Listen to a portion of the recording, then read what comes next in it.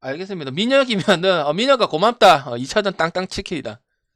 1차전 취소하겠습니다. 민혁아 고맙다. 취소할게. KTX도 아껴야겠다. 그러면 이제 저기 부산 갔다가 부산에 상고기네 포천 먹고 저기 상고기 떡볶이 먹고 바로 그날 갈 수도 있고. 아니 부산에서 바로 가는 것도 나쁘지 않아. 부산에서 막차 타가지고 뭐 맛있는 거 먹고 4시 경기 아이가 장판에 그럼 6시 끝나자 7시 뭐 밥 먹고 9시나 10시 거 타고 가면 돼. 오케이? 어디 가서 밥 딱 먹고 서면 가서 맛있는 데 먹고 딱 가면 돼. 오케이? 됐어. 가자. 자, 못 들으신 분들은 다시 한번 정리해 드리겠습니다. 시간이 그래도 부족한데 다들 일로 해볼 수 있으면 해볼게요. 분석 유튜브 라이브로. 일단 저는 언더가 낫다고 생각합니다. 지박 할 거는 다 했다고 생각합니다. 지박가 평균치를 시즌 내내 보여준 적이 없어요. 알겠죠? 그래 오릭스가 끝날 거고 마에는 선택하지 않겠습니다. 확실히 한신보다는 확률성이 좀 많이 떨어지는 팀이긴 합니다. 그 다음 울산은 여기 완전 종집을 찍거나 아니면 반대로 완전 언더가 나야 되는데 광주라는 팀은 언더 보기 참 어렵고 그 다음에 맨날 그동안은 입만 터는 감독들만 있었잖아요.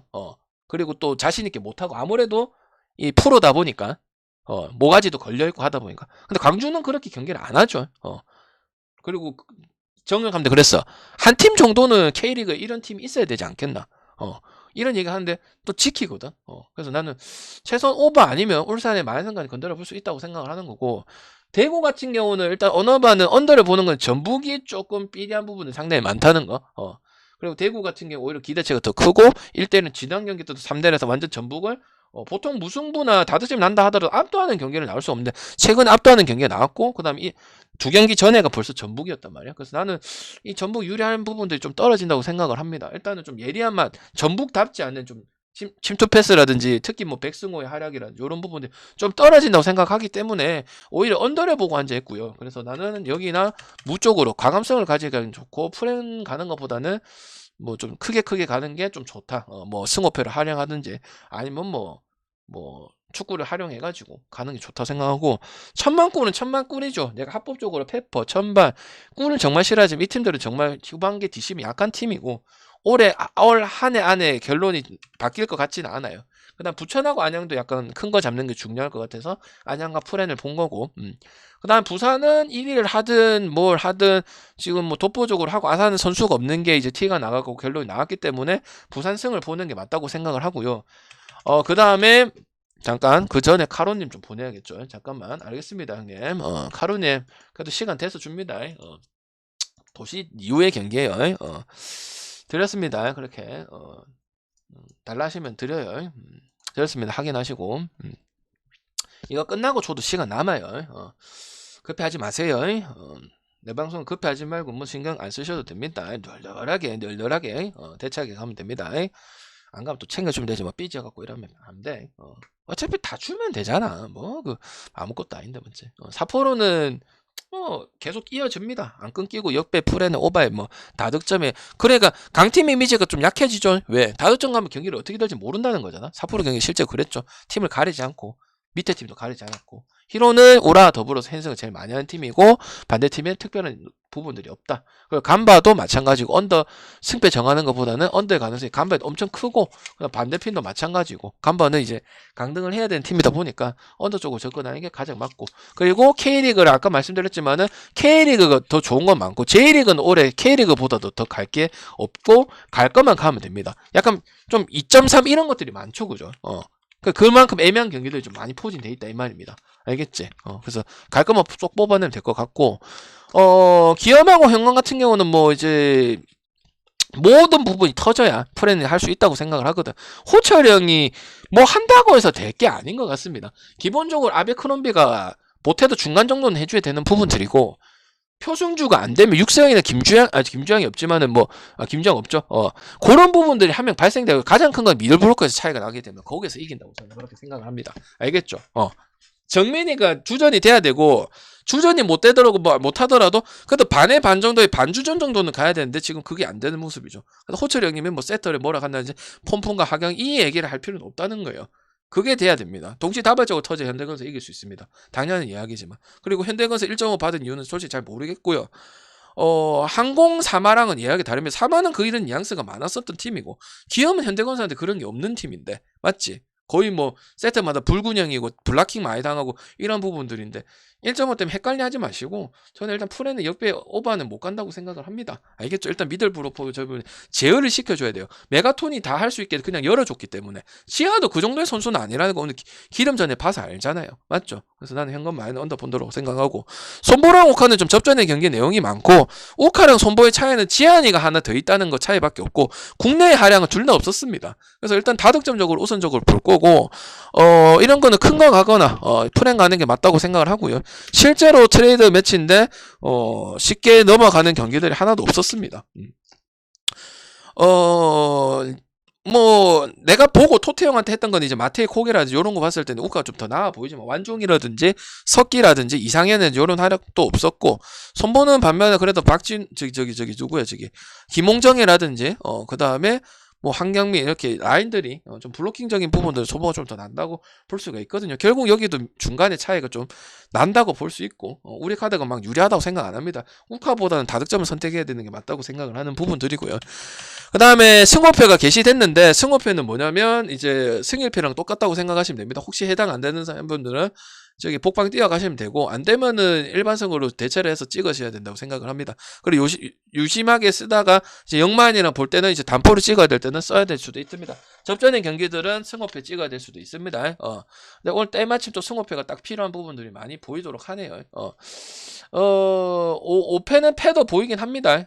그리고 안양 같은 경우는 일단 런앤건에다가 강코진 자체들이 슈팅에 좀 비중을 많이 두는 강코진이라고 보기 때문에 러닝 것도 가고 맞은 거에 비해서는 또 그 뭐냐 그냥 안녕답게 하더라고요. 또 러닝 건 빨리 가고 SK 같은 경우도 언더 밑으로 볼 수 없는 팀이고 ESL 봐서도 지금 거의 90점 거의 근사하는 그런 경기가 나왔고 특히 헐령이 폼이 상당히 미쳤고 오바 가는데 가장 큰 키플레이를 가져가는 거 오재현입니다. 김선영보다 오재현이 더 낫습니다.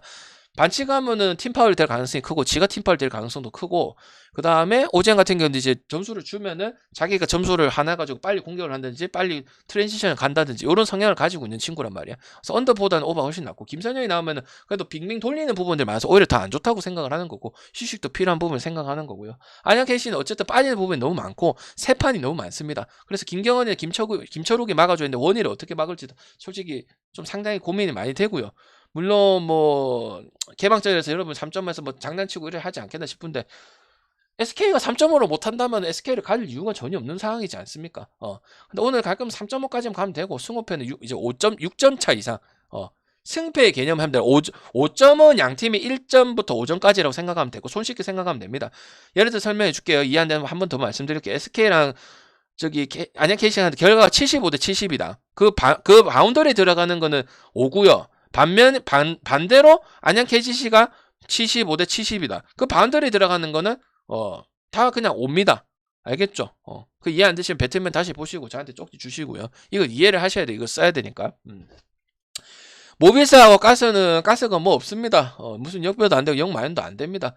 일단 잡동작이 너무 많고 일단 선수들 한 개도 힘들고 신승민은 3번도 봐야 되고 4번도 봐야 되고 에이스도 돼야 되고 구진을도 돼야 되고 해야 될 게 너무 많습니다. 강혁도 일단 지금 강혁이 하고 싶은 농구를 하려면 선수 보강도 돼야겠지만 1년 정도는 시간이 흘러가야 돼. 유도훈이랑 강혁은 같은 것 같으면서도 완전 다릅니다. 선수 성향을 보면 알겠지만은 그리고 모비스 같은 경우는 포워드 농구 해가지고 이제 그런 부분을 한다면 골메스도 파고든다면 오버가 안 날 수가 없겠죠.